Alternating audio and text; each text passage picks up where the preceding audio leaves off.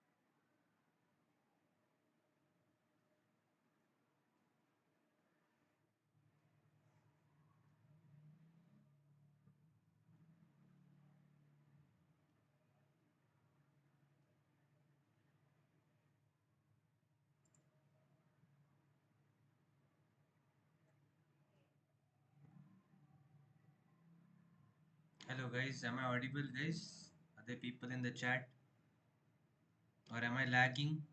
Please let me know. Can I get an answer guys?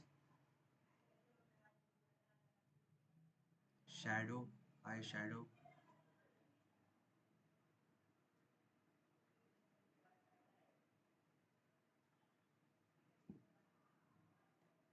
Let me just have a check in my phone, like if it's audible.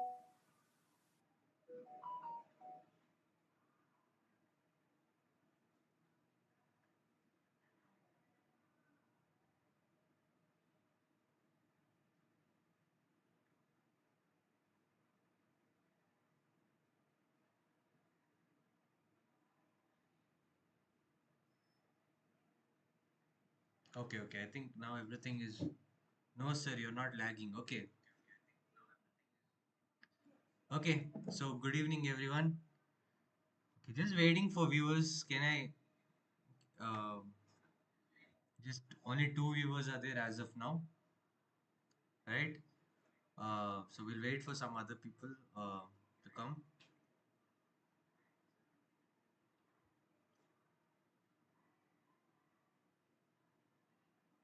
I think I should have started a puzzle streak or something, right? Why isn't anyone responding in the chat?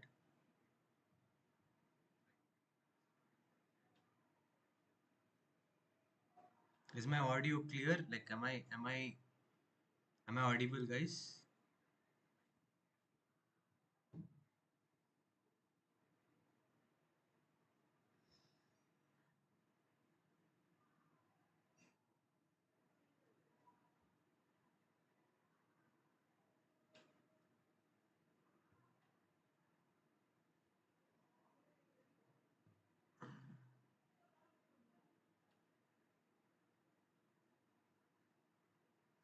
Okay, until that, maybe we can try to do a puzzle or something like, you know, uh, if you guys know, last class we covered the topic on Paul Morphy, right? So we'll do some puzzles on Paul Morphy itself. Okay. Yeah, fine. So wait for like 10 viewers to come and then after that we'll just start about with the class. Okay, this time I'm just gonna directly get to the point. Okay, yeah, okay. So let's go to study. Tactics, polymorphies.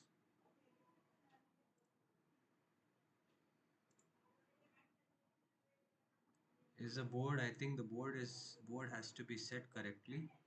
Okay, it is perfect. It's perfect. Okay, it's white to play. Can you guys find the best move here? Vihan Shetty. Okay. Hi, Vihan. So, these are all the puzzles from Morphy's games, guys. All of Morphy's brilliant move. Black to play here. Easy, guys. Come on. Again, we're waiting for 10 plus viewers. After that, we'll just start with the session.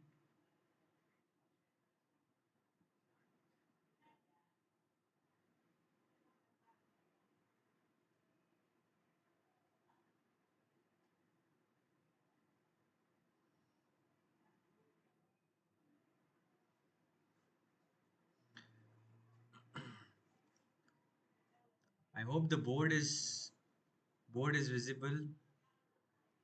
Why isn't anyone able to answer? Okay, Queen D1.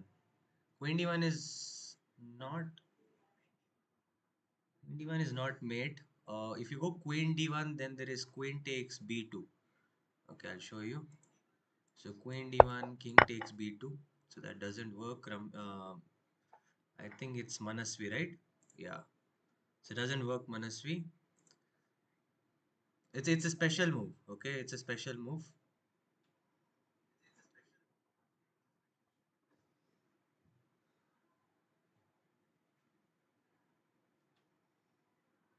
It's not a queen move.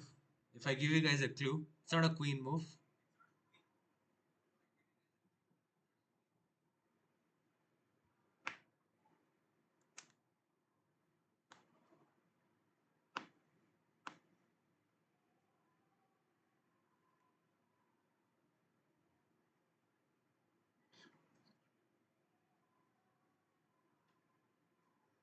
Okay, none of them are able to find it. Come on, guys. I'll give you 3 more minutes or 2 more minutes. Okay, it's a mate in one, guys. Come on. Short castles. Okay, finally. Was that really that hard? Okay, fine.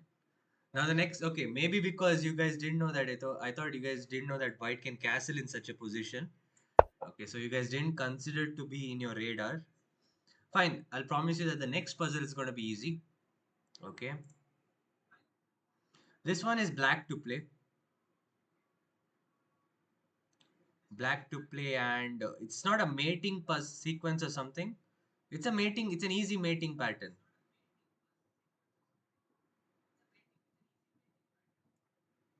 It's an easy mating pattern.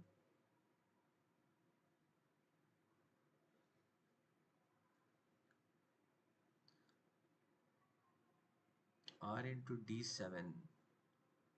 Yes, R. Can you tell the full continuation? Like that would be good, right?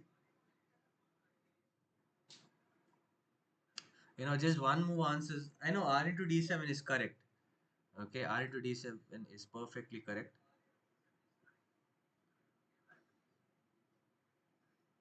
So it's black to play again. Let me repeat. So I hope you guys see the pattern here. This is a back rank pattern, guys. Come on. You're going to win material because of white king's back rank weakness.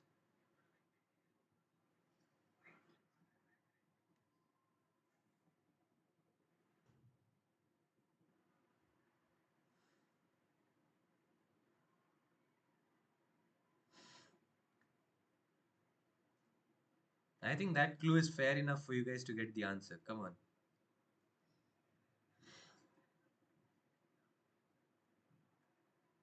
Okay, I don't know why viewers have not joined yet today. Like last class, at this point, the chat was kind of getting full. I think everyone have gone out today. Huh?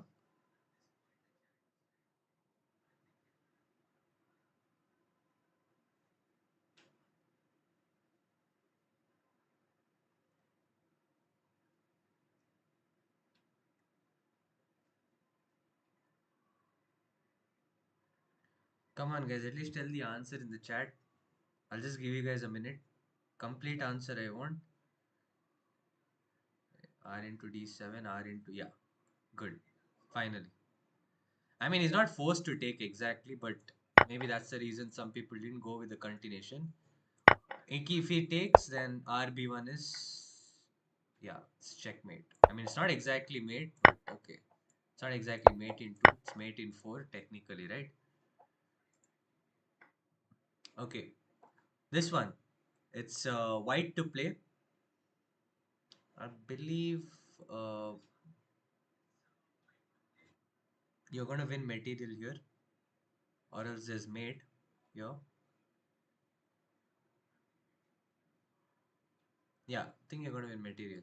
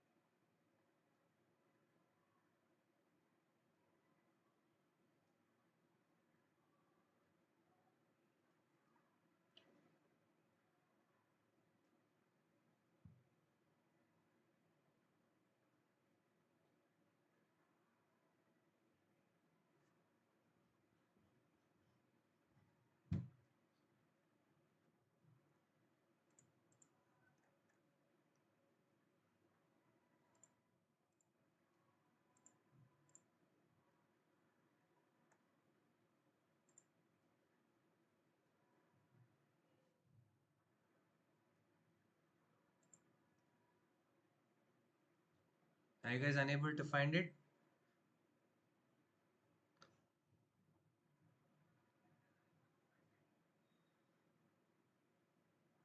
See, the queen is putting pressure on the knight on e7, right? And the point is, if queen into e7, then that's going to be a checkmate. If not for the queen on d7. So that's the best clue I can give, right? If the queen was on d7 was not available, then it would be a checkmate. Message refracted.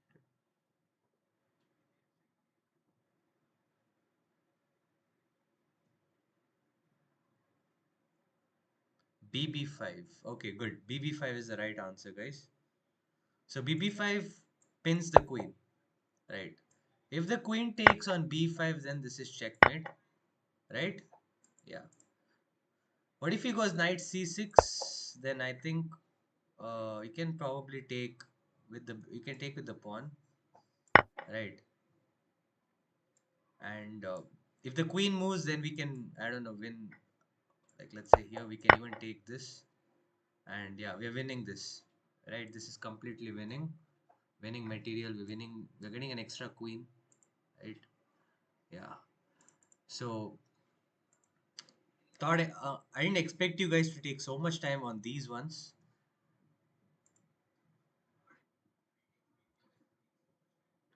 Okay, we'll do some few more. We'll do a lot. I think we'll do this as the last puzzle, guys. Okay, we'll do this as the last puzzle. So this is black to play. I've oriented towards black side itself. I want more viewers actually to even start the class. Okay, 6 viewers.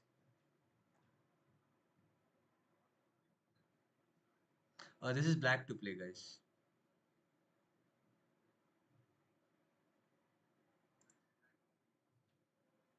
This one is a bit hard one. Okay, guys, this is a little harder one. This again, all this was found by Morphe in the game. So it's not like when Morphe was playing the game, someone was like, "It's black to play. Find the best move." No, okay. But at least you guys are getting the privilege to know what's the best move. Okay, actually, this one is a bit too hard. Like, there's no concurrent win here. I think we'll go to the next one. Okay, stuff that.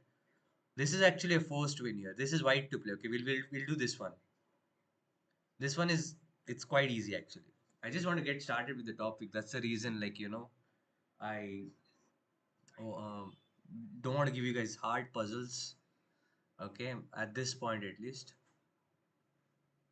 it's easy actually. This one is easy. If you guys know the mate, if you guys have done your mating patterns, then you guys should find this pretty easily, guys.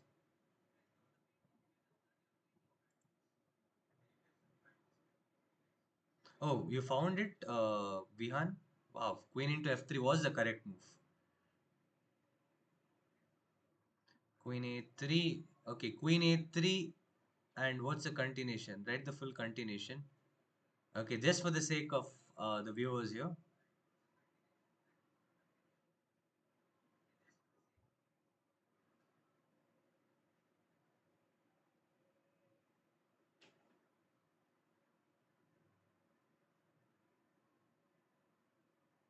Yes, sir, you are audible and you're not lagging. Yes, I am. I know I'm not lagging. What's lagging here is the viewers today. Okay, not me.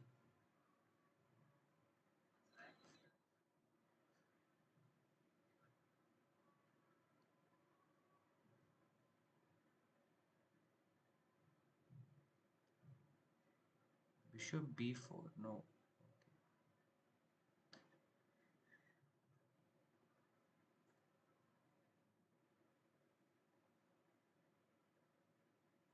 Okay, guys. The answer for this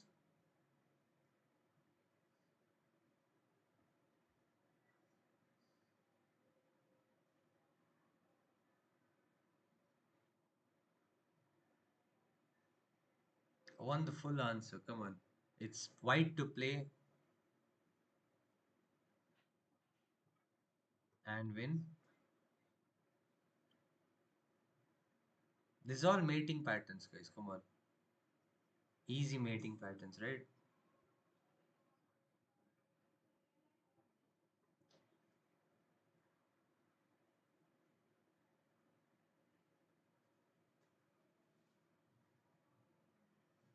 Okay, I'll just use the washroom and come.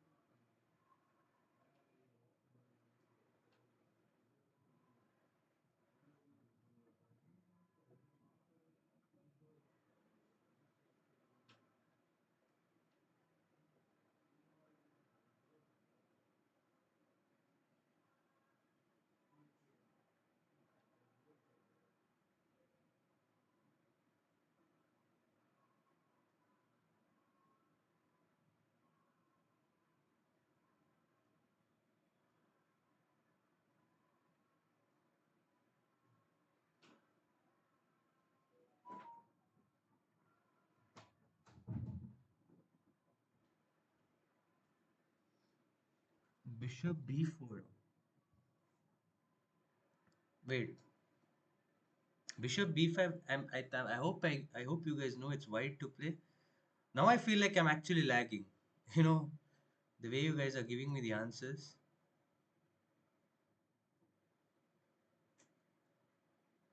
What is bishop b4? There's no bishop b4,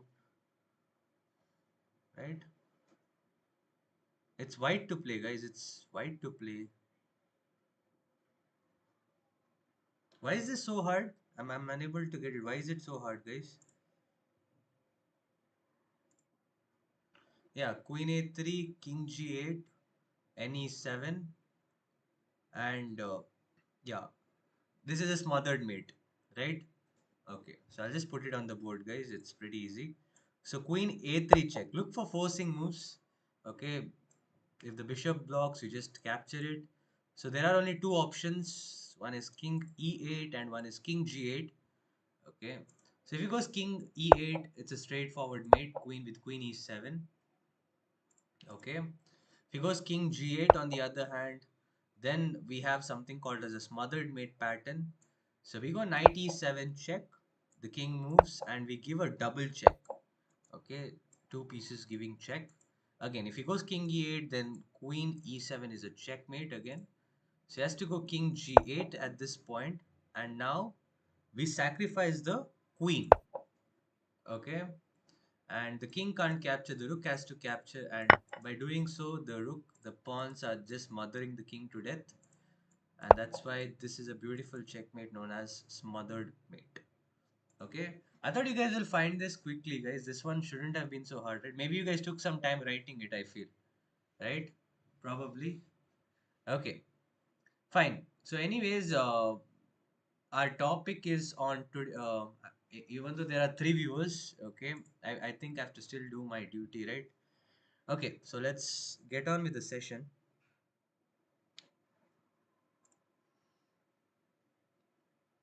Okay, so can anyone in the chat tell me like what did we learn in the last class? In the last class, the topic was based on whom? Okay, by the way, the name of the series is Learn from the Legends, right? So last time we covered the legend named as Paul Murphy, right? And we showed a game of him playing the Evans Gambit, and we saw how he made, how he sacrificed material in the beginning, and how he ended up, how he constructed his attack using the pieces that he had, right? So basically, we learned the concept of active pieces, right? He was the one who actually brought that concept, like, and how to use every piece into the attack, right? Every piece should participate while you're attacking, right? So any guesses on what on whom we are going to cover today? Shouldn't be so hard, right? Everything is there in the title, even below the camera I've put a notepad there for you guys. Okay, So I want the top, I want the class to be interactive. That's the point. Otherwise, I can just go on continuously doing the class, like, but it shouldn't be like as if I'm just talking to myself, right? Yeah. So that's why I'm like asking with the chat.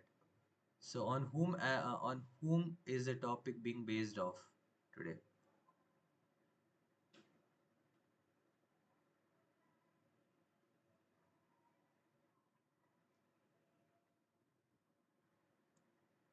Okay, I'm waiting. I'm waiting for the answer, guys.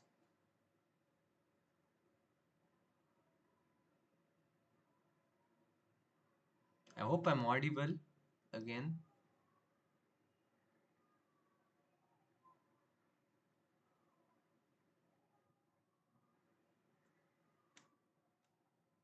Okay, at least we have 8 viewers now.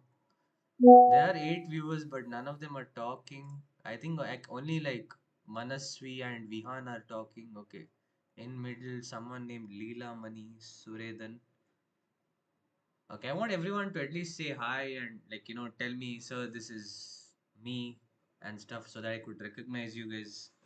Because you guys have logged in through your parents' ID, right? So I don't know which student is exactly talking, right? Yeah. So please don't shy away from at least saying hi, right? It's like giving an attendance to me or something, right?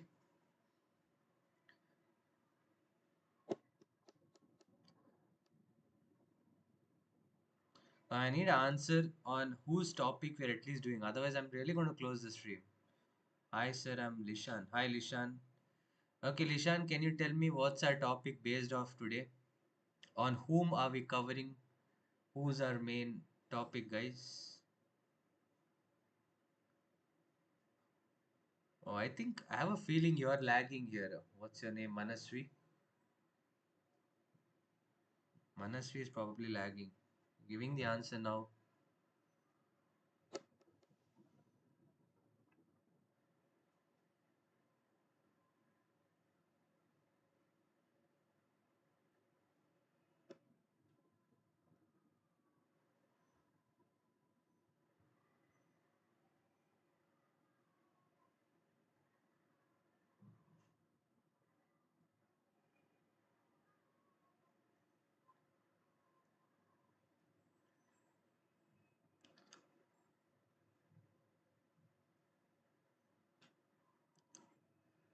So nobody wants to answer. Really? Should I really close the stream? Like, are you guys really interested in the stream? Come on, guys.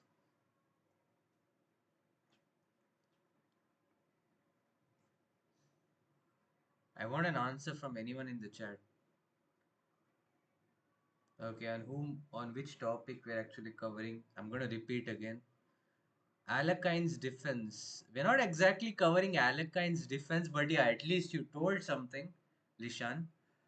We are covering on Alekhine. Okay, now Alekhine's defense is an opening. Okay, although even though Alekhine didn't play that. Okay, so today let me give an introduction about Alekhine. So yeah, so first thing is let's know where Alekhine is from. So he's from Russia. Was born in the year 31st October 1892. And why is it so important that we cover him? Because he's a world champion. Okay, he's the fourth world champion and he held the title between 1927 to 1935. Okay, so for 8 years straight he held the title and then he lost it in between. Yeah, he did lose it at 1935 to someone named Max Euwe. Okay, and then he won it back on 1938. Okay, so he's the only world champion who died as a world champion too. Okay, so nobody actually took the title back from him, and he became the champion by beating Jose Capablanca. So if you guys know who's Capablanca, he's also one of the best players in the world. Okay, and in the upcoming classes we are going to cover his topic too.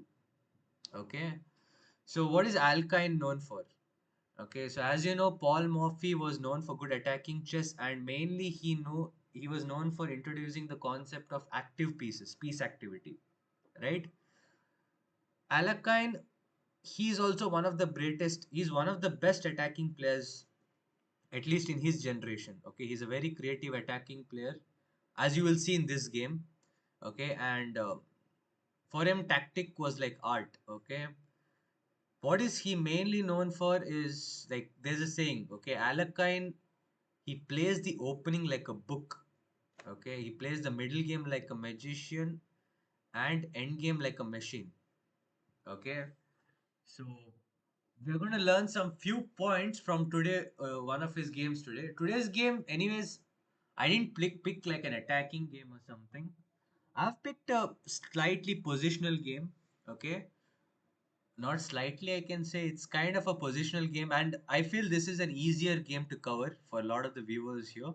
Okay, so it was a game that's played in Vienna. It's a player named Yates. Okay, Yates Frederick. He was also a grandmaster at that point, but he's not a well-known world champion or some great player. Okay, it's a normal player. So, are you guys ready for the topic? Okay, now let me just have a look at the chat for once. Hi Arjun, I logged in as Leela Money from Grandmom's account. Hi, okay, fine. Okay, I think so. What's her name? Yes, it's hard to type. Okay, this one. Uh, Ramya. Okay, it's not Ramya. Manasvi, you're lagging. I don't know how to tell her. Okay, fine. So today, um so now we'll get started. So in this game, Alekhine was playing as white, and Yates was playing as black.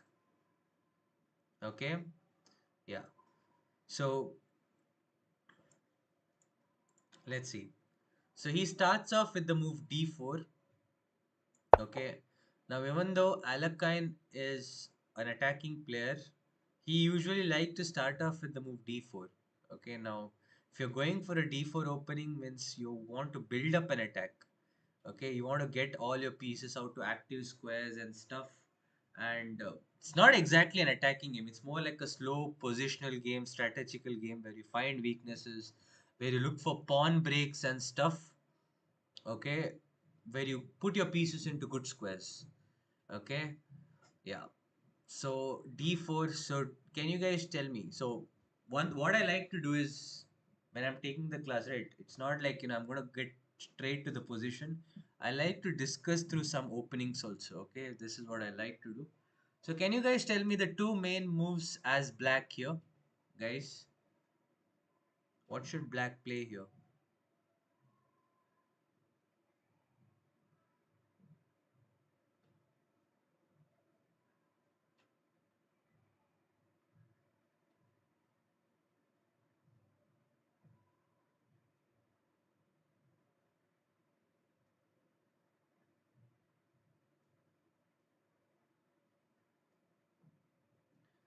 d4 and f6. Yes.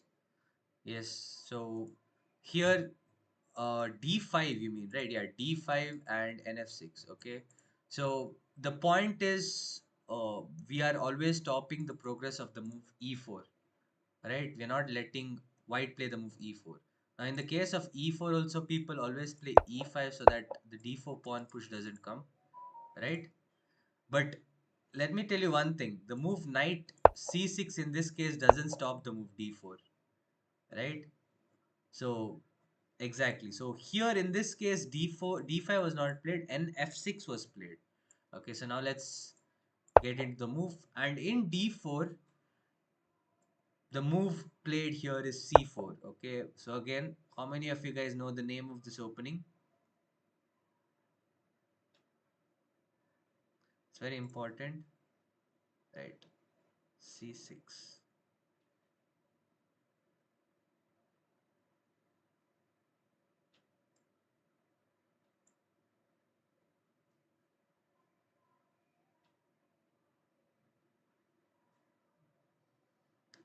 What is the name of this opening? Am I lagging again?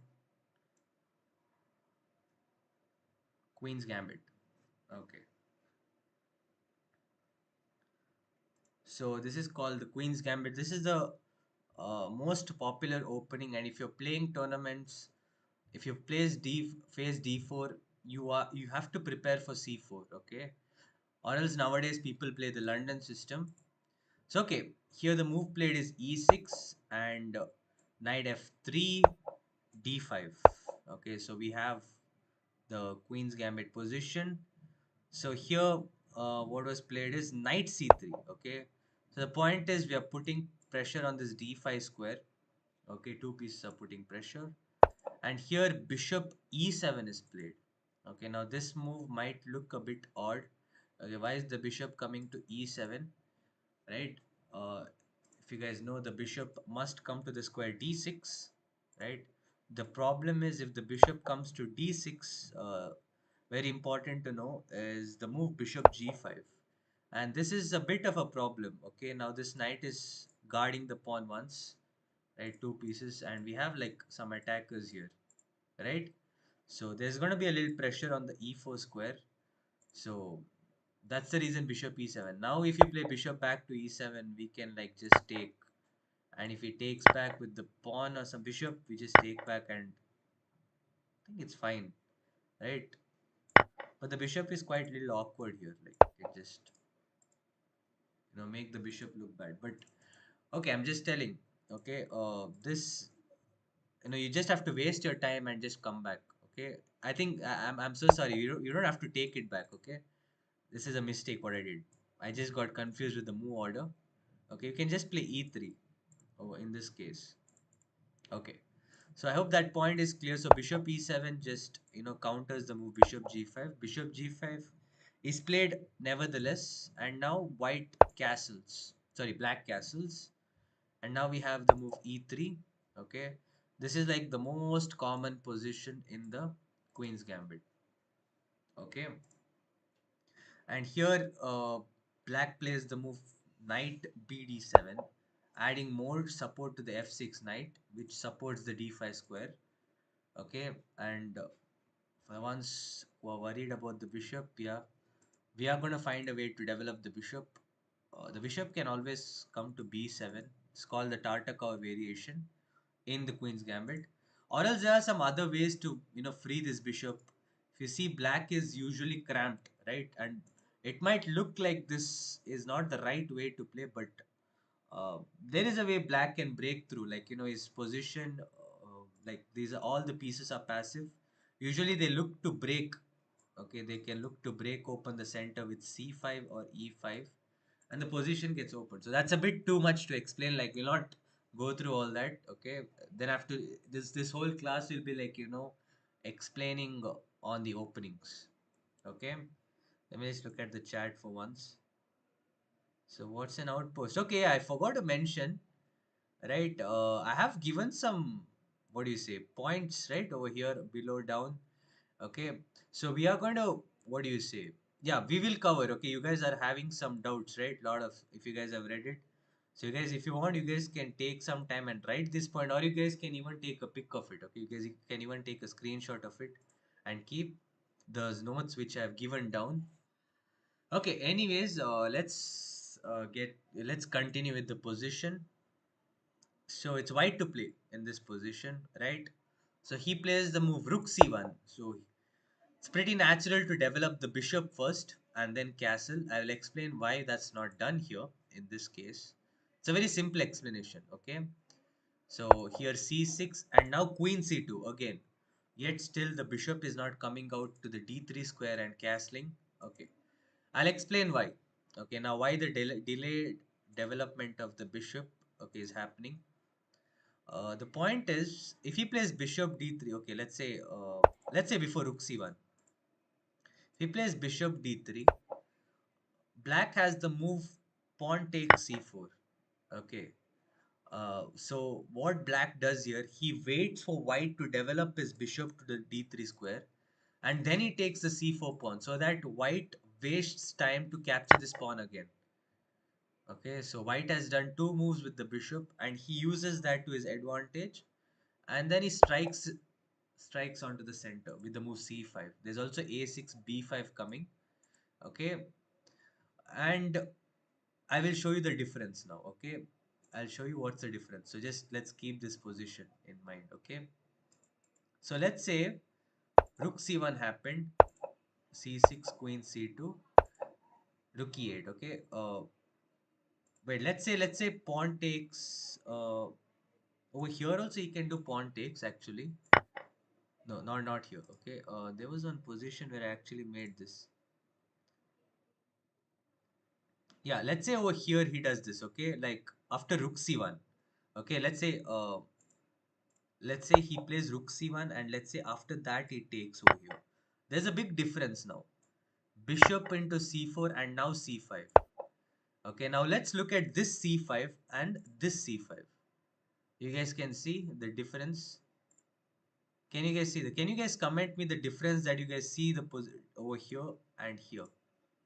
There's a big difference. Actually, it's a very easy difference to spot. Right? Let me check the chat again.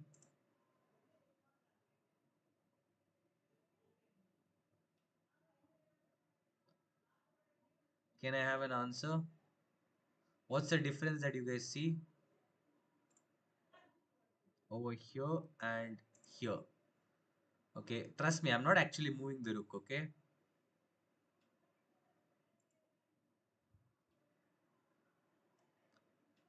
let me connect my charger.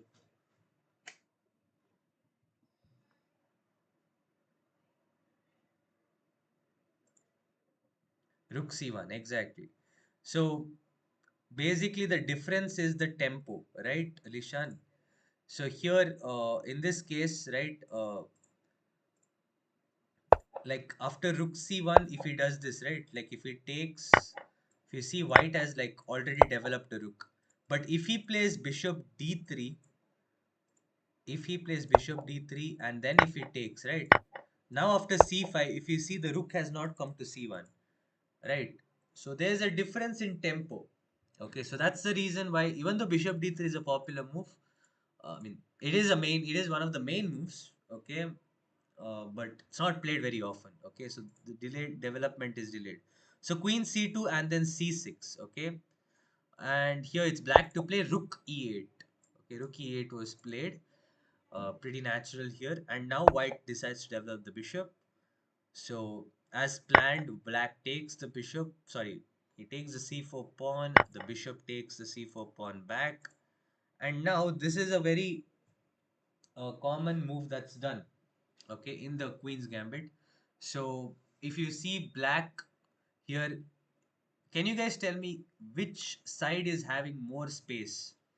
Okay, this is a point that I didn't write here exactly, but okay, which side is having more space, whose pieces are very active, like they're more into the territory, like they're more into the fourth rank, fifth rank. Like if you see, let's see, like I don't want to talk much, I want to see the chat. Which side is having more space?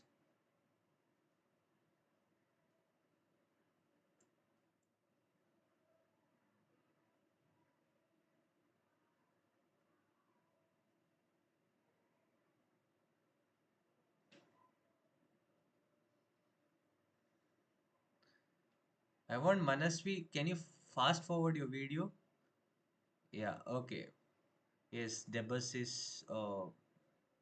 Yes, white is the side that's having space, right?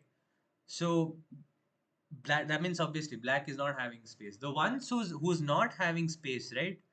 What their strategy is, it involves to exchange as many pieces as possible. Okay, so this bishop for this bishop, knight for knight, or something like that, so that they can free up their position. Okay, so this is a positional thing that you have to know. So for that very reason, knight d5 is played. Okay, so some piece interactions here, knight attacking the knight, and note that this is a discover attack on the bishop. Yeah, it is actually a discover attack. It's attacked twice, right? Yeah. So a lot of things happening here. So you can even take your back, but here Alekhine decides to play the move knight e4. Okay, and this is actually an inaccuracy. Okay, now why inaccuracy exactly? Like, honestly, some positional reasons too. Like here, queen a5 check is there, and if you block, there's some issues like knight b4 coming and attacking here, right? If you play knight d2 also, the problem is the same. Like you have knight b4, I think bishop b4 and stuff. Okay, or you can, yeah, knight b4 attacks the queen and also forks on a2. there's some problems. Okay, and white has to move his king, and then there's move like f6. Some positional reason exactly, and he can prepare the e5 break. Okay, but okay, this move was not found in the game. Okay, queen a5 was not played. Then the move that's played next is what's important. From here is where the mistake starts happening, and we are going to exactly look at how Alekhine, grinds this position. Okay, so the move that's played here is f5. Guys, f5 is played in this position. Kiansh here. Okay, hi Kiansh. Okay, so Kiansh. Okay, and all the others there. So can you guys tell me? See, I've put a blue question mark and there's a exclamatory mark. So blue question mark means it's a dubious move. Okay. Uh, why exactly this is a bad move? Can anyone point out? Like, I'm anyways going to cover it up, but I'm asking what is the exact reason? Hi, Vivan. Yeah. So why is this exactly a bad move? Why have I marked this as a bad move for black? Okay, attacks the knight, right? Mind you, this is not a weak player, okay? But as of now, the move that he did is kind of like a beginner level, okay? It's a beginner level move itself. This move that is played here. So I'll give you a minute to, I'll just wait for a minute for the answer, okay? After that, I'm just going to make a point.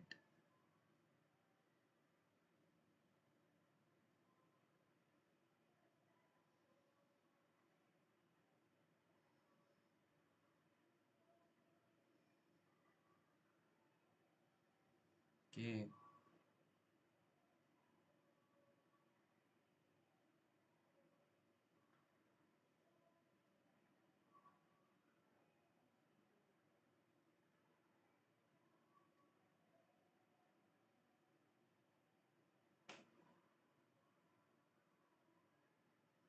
ND6. ND6 is actually ND6 is good move too, but yeah, he just moves his rook to F8, right?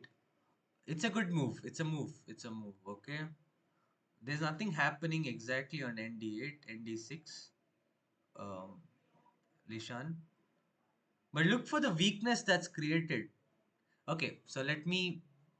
Yeah. So this is the first point. Okay. So if you guys can see under my the camera, I've said concepts to learn from Alekhine, right? So it said identify weak squares or outposts for your piece. Okay. So if you guys know, pawns cannot move backwards, right? Yeah, the e6 pawn is weak. Exactly. Yeah, the e6 pawn is weak, of course. Okay.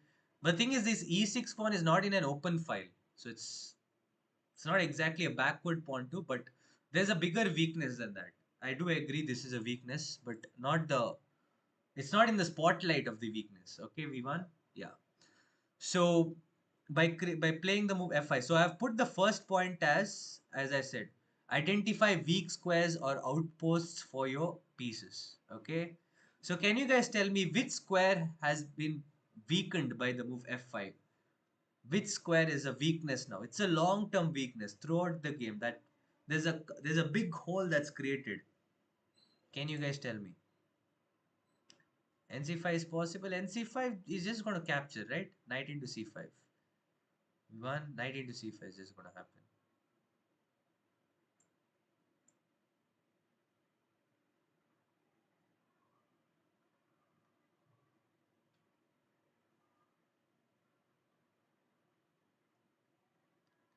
Okay, can you guys again? I'll repeat my question.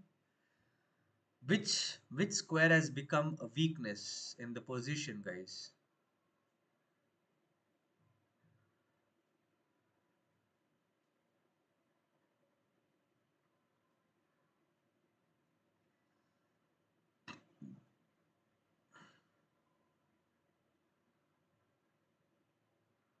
Nobody unable to none are unable to spot the weakness by the move f5. E6 is the problem. Okay, everyone's behind e6, huh? E6 is a problem, I do agree, but there's a bigger problem than that. Okay, F7. How? Okay, it's not F7. F7 was the pawn. It's a square where the pawn was initially on, right? If you guys see, the pawn was on F7. So just because you move the F7 pawn doesn't weaken the F7. Yeah, it does weaken the E6 square in the sense. Okay, but also it weakens the D6 square. Okay, so if you guys also read, for the ones who don't know what's an outpost, right? There's a point that's written: a square on the fourth, fifth, sixth, or seventh rank, which is protected by a pawn, okay, and which cannot be attacked by an opponent's pawn, is called as an outpost. Okay, so what this says is, uh, so any square, okay, basically anywhere in the fourth, fifth, sixth, or seventh rank, okay, not the eighth rank, first rank, okay, there's even third, okay, third, second, forgot to write that, okay, so any square, okay, so in this case, this is an outpost, so this is controlled by a pawn, and none of black's pawns can come and attack this square, right? The f pawn has gone out, like, too much front, and there is no d pawn, right? So the d pawn, if it was on d6 or d7, then this wouldn't have been an outpost. Okay, so this is the main weakness that you'll see in this position, the f5 move. Okay, so let's see how he takes advantage of this square, this move. So why f5 was actually played, I'll tell you. He wanted to force black to take here. Okay, so bishop into e7 is forced now. Okay, because now let's say if he moves the knight, let's say anywhere like d2 or c3, then he's going to lose. He's going to lose a piece, right? So for that very reason, right, he has to take. He wanted to force this exchange. He just wanted to badly exchange. Okay, and now queen takes e7 and not knight c3. He wanted to preserve the knights, which you will know why later on. Okay, so knight ed2. Okay, so here b5 was played. So this is again a bad move. Let me put this as another dubious move. Yeah, there you go. It's another bad move, right? So it's the same thing again. The c5 and the e5 square. These squares are now like going to be weak for the entire game. Okay, so these two squares are the outpost squares. And if you can ever land a knight into this position, it would be great. Okay, yeah. So what does white do here? He just takes, bishop takes d5. And which pawn would you guys capture with? C pawn or the D pawn? Easy question. Just for the sake of interaction, guys.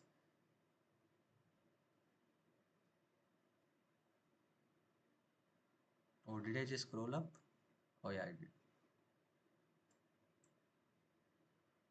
C pawn, of course. Right? You're going to lose a pawn. So C takes D5. Okay. Now what's created? Okay. What is this called, guys? Again, the points are very necessary. We already have the second point, right? We're in the second point. What is the second point, guys? In the note. If you take with the d pawn, then oh yeah, I forgot to tell you guys. If you take with the d pawn, you lose on c6. Okay, and that is something that I forgot to show. Now I feel like I'm lagging now, really. Okay,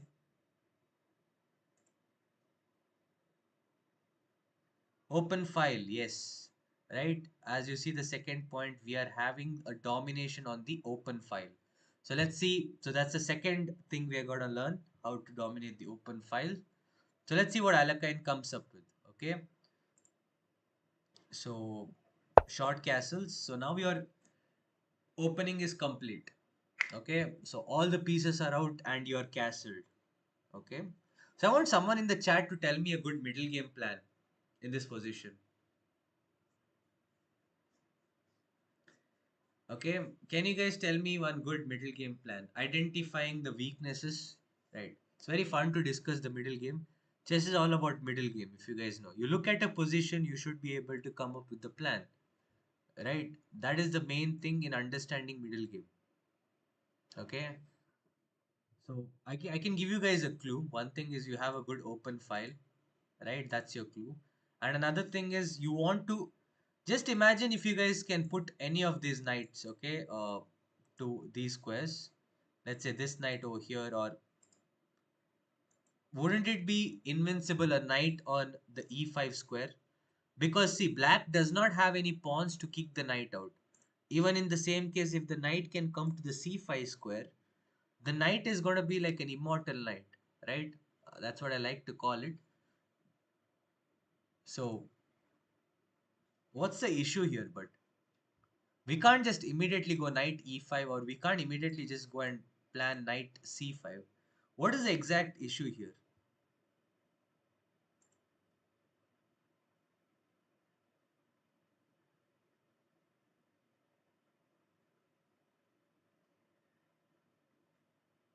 Who can tell me? Like, if I go knight e5, what's going to happen immediately? See, he does not have any pawns to kick my knight out, but which is the only piece that can contest my knight if it comes to the e5 square?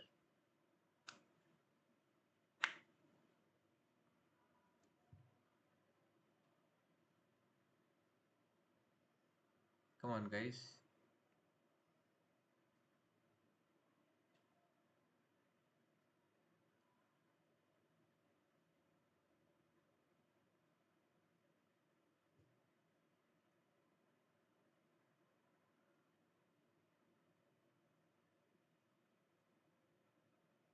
Nobody, yeah, n into e5, exactly. The black knight on d7 is actually obstructing us, right? Yes. So now I want you guys to tell me, how do we achieve the plan? Knight e5, he will do knight into e5, right? So here Alekhine made a very smart plan, okay? So he wanted to exchange any one of this knight for this knight. So let's say he exchanged the f3 knight for the d7 knight. Then this knight can come to the c5 square, right? Like through knight b3 and knight c5. If he does the same thing, let's say he exchanges this knight for this knight, then this knight is going to go to the e5 square, right? Let's make it in red. Let's say these knights are gone, then this knight can come here. I hope that point is clear. So for that very reason, so it's anyways black to play. He plays the move a5, just gaining some space, and then ideas of bishop a6. Nothing to be paid attention. Now knight b3. So idea knight c5, and then he's going to exchange. Okay. Note that if you go knight e5, right? The problem is if you go knight e5 directly, then there's no outpost. You don't have any good outpost squares. Okay, so we don't want to exchange that knight. So we are going to go here, and okay, a4 just fine, just doesn't really matter. We take with the knight, and now this pawn is controlling the square, right? So we're not going to take with the pawn, we're going to take with the queen. Queen takes and rook takes c5. Okay, he pushes the pawn, so there's nothing really happening here. Okay, so we don't have to, these pawns are not promoting. Okay, so we don't have to worry about this. So what's a very fairly natural move here, guys? This move should be automatic, otherwise you guys are like, I don't know, complete beginners. You have to go in 15 minutes. Okay, you have to go for 15 minutes, huh? Or you have to go in 15 minutes. Vivan. So that means you'll go for 15 minutes and come back. That's what you mean, huh?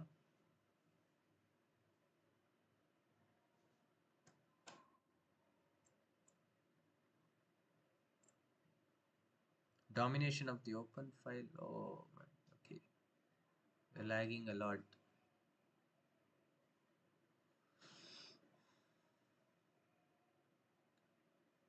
So what's a natural move here? That's the question here, guys.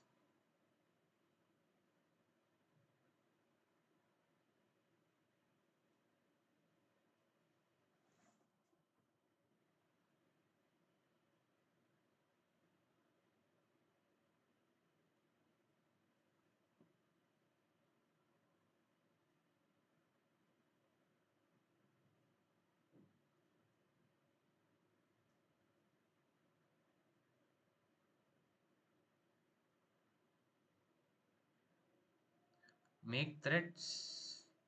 What threats? There's no threats here. RB5.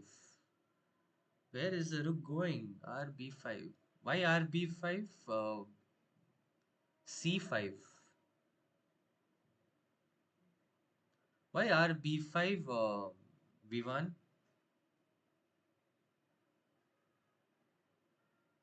What's the reason? What is with RB5? Where's the rook actually going? Oh, okay. You want to attack the pawn. Ah ha ha ha. Wow, that's actually a good move.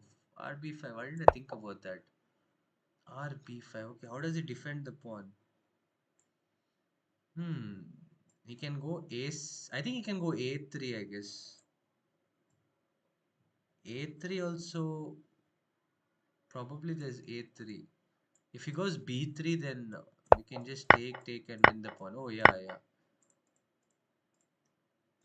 What about A3? 3 is. I think this is fine. Like, I think RB5 wins a pawn. Wow. Really? Does that really work? RB. Did I just miss something when I analyzed? I didn't analyze RB5. That's a very good move here, Lishan, to look at. RB5. Wow. Hmm. RB5 actually wins a pawn. I didn't even notice that. What a move. There's no way to save the pawn, right? Okay, anyways, I was expecting the answer RD1. Okay. This is also a fairly good move. Just dominate the open file, right? Just take control over the open file. That's what the whole game is about, right? Okay. So, anyways, RB5 was not played. I'll have to analyze later on why exactly. But okay. So we'll just continue with what happened, okay? And in this position, bishop a6 was played, okay? Just connecting the rooks. And now knight e5 comes, okay? And it comes at a perfect time, okay? Comes at a very perfect time. So it looks like now black can, like, play something like rook c8, okay? And he's going to tell, okay, now you don't have an open file because after rook takes, rook takes, rook takes, the rooks are gone off the board, right? So this is one way how black can contest the open file, okay? But there is a slight tactical reason why this is not a good move, okay? Can you guys spot the sequence that can win white a pawn here if the move rook d8, or sorry, rook e8, or if the move rook a8 is played? Can you guys spot the tactic that's played?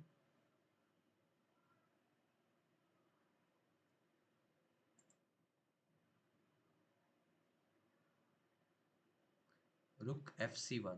Okay, yeah, that's rook fc1. There's actually a tactical reason why. nc6. Not immediately nc6. Immediately nc6 does threaten, but I think after just king f8, there's no exactly a threat, right?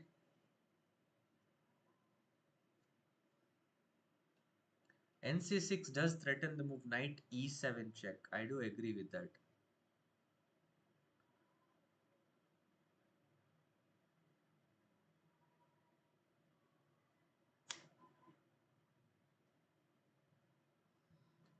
Okay, h3. Oh, why h3? How does black lose a pawn? Like, can you guys tell me the sequence? Okay, I'll just show it to you guys. It's gonna be time up soon also. None of them are answering here.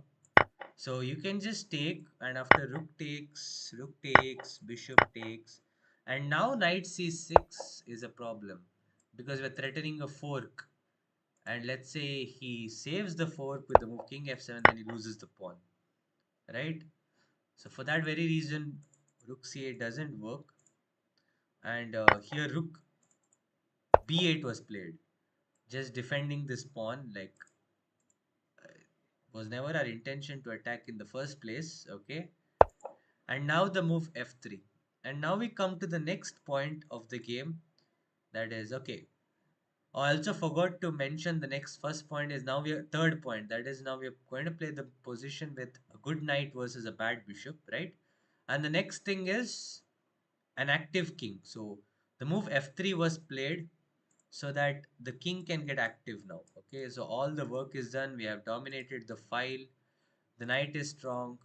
The pieces on the queen side are like the rooks are just doing nothing on the queen side. They're just protecting these pawns, right? They're just too defensive. So now we have to create a active king, and it's said that there is a way to create a mating net also. Okay, and Alekhine saw a mating net right from here. Okay, let's see how he does that. Okay, before that, here b3 was played. Now in this, I want to ask you guys a question. What would you do if b3 was played? There are two options, a3 or a into b3. What would you guys do?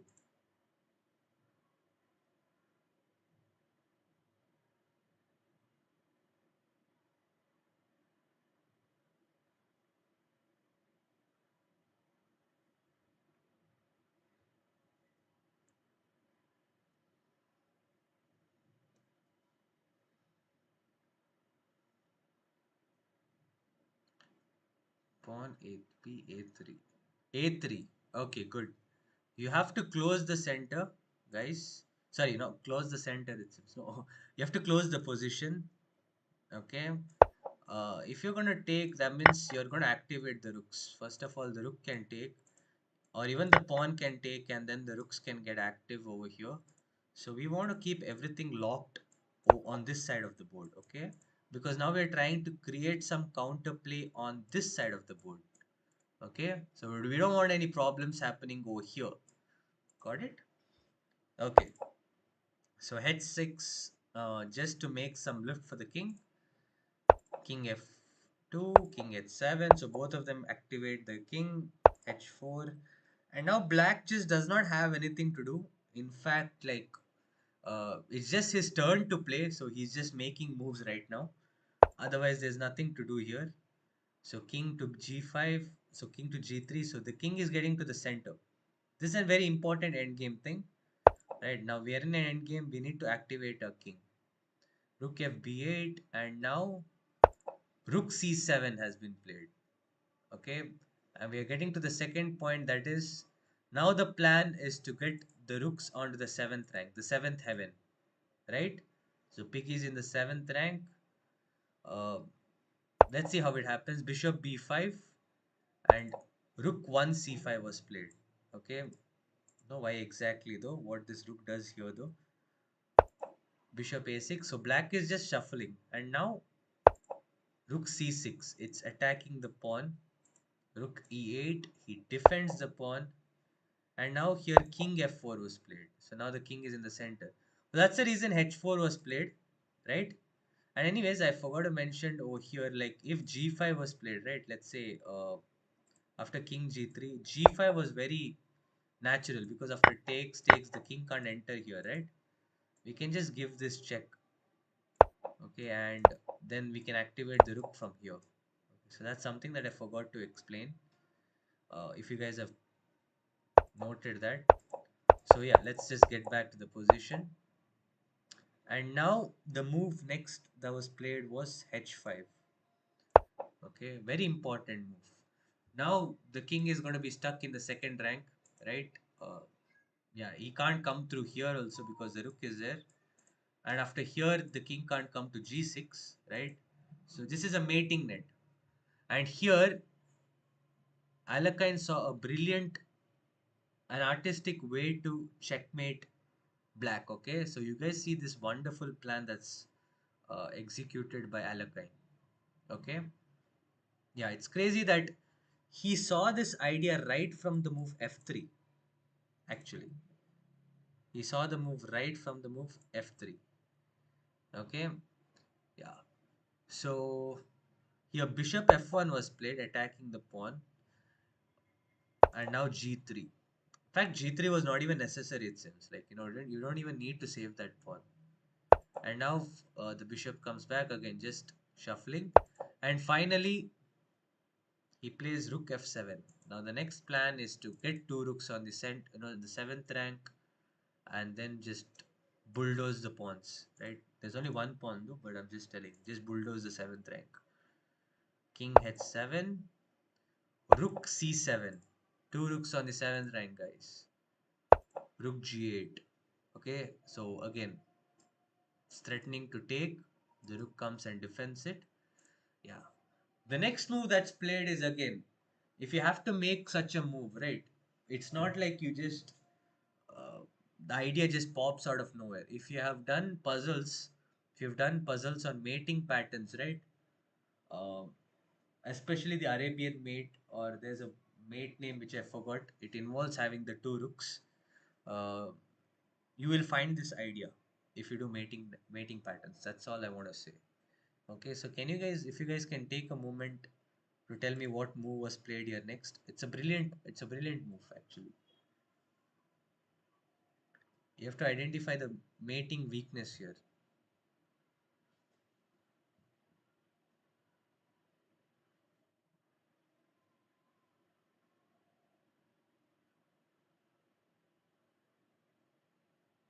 Give you guys a minute.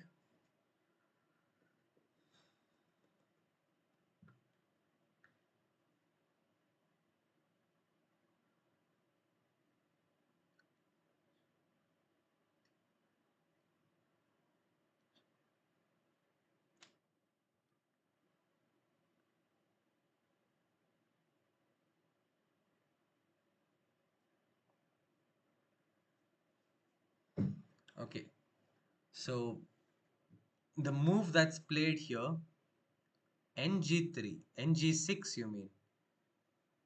Ng6 is fine, but it really doesn't do much. Nd7, yes. Nd7, a brilliant move here, actually. So what's the idea behind Nd7? What is white threatening? White is actually threatening to go knight f6 check and just fork the juicer here. Okay, the rook and the king. So he has to save, right? So if he saves, he has to. What was played here? Yeah. In this position, king h8 was played. Okay, so he has to either move the king or he has to move the rook. So let's say he moves the king. I guess the move that's played was king h8. Okay, king h8 is the right move. Let's say he saves the rook. Okay, then there's a mate here. It's not exactly a mate. Knight f6, king h8, and then after rook into g7, there is no stopping the Arabian mate. This is a mating pattern. Even if he sacrifices, like you can take, right? Actually, it's a beautiful mate. Even if he doesn't sacrifice, like you can even sacrifice a rook purposely just to rub it in his face and then mate like this. Okay, something that I noticed. Arabian mating pattern, right? Okay. So, anyways, king h8 was played. And now the move that's played. Come on, can you guys find the move here? From now on, it's all tactics. Okay, I told you Alexander Alekhine is a tactical player here. So the last point is mating net. Okay, pattern recognition, right? So we covered almost all the points in this game.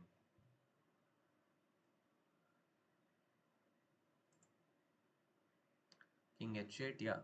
Can you, yeah. No.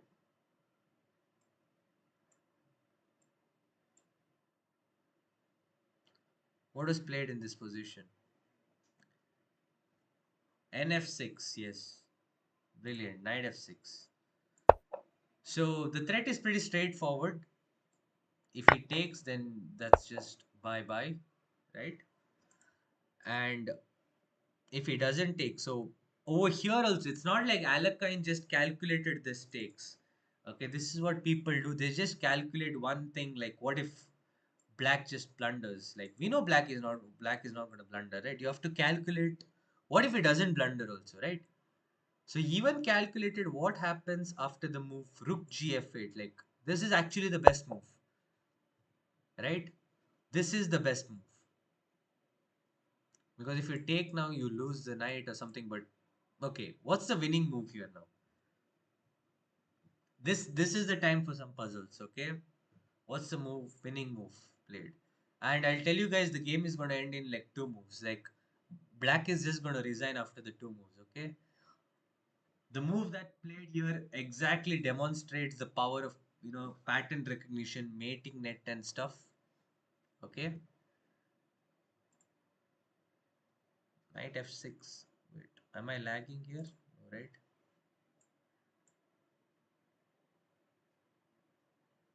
Knight f6 is done, right?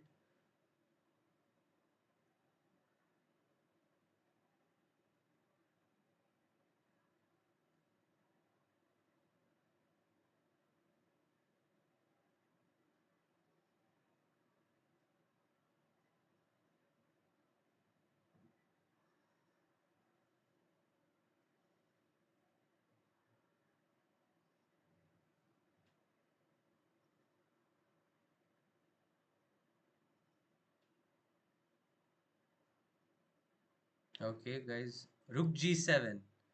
Okay, but what happens after rook g7? Aren't you going to lose the rook?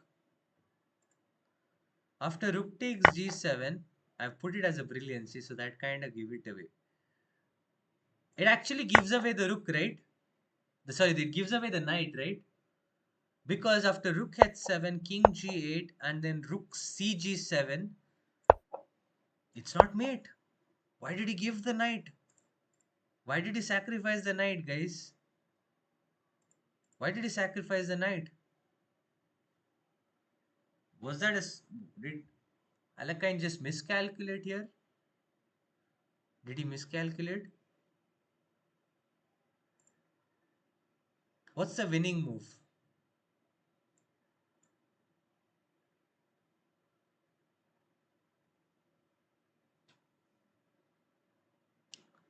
So here anyways, rook takes f6 was played. So what's the winning move here, guys? And after this move, black just resigned.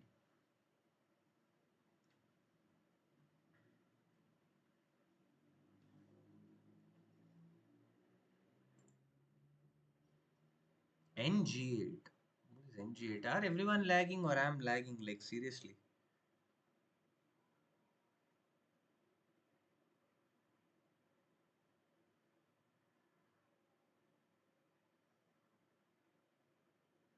Come on, guys, find the winning move here. This is the main thing, right?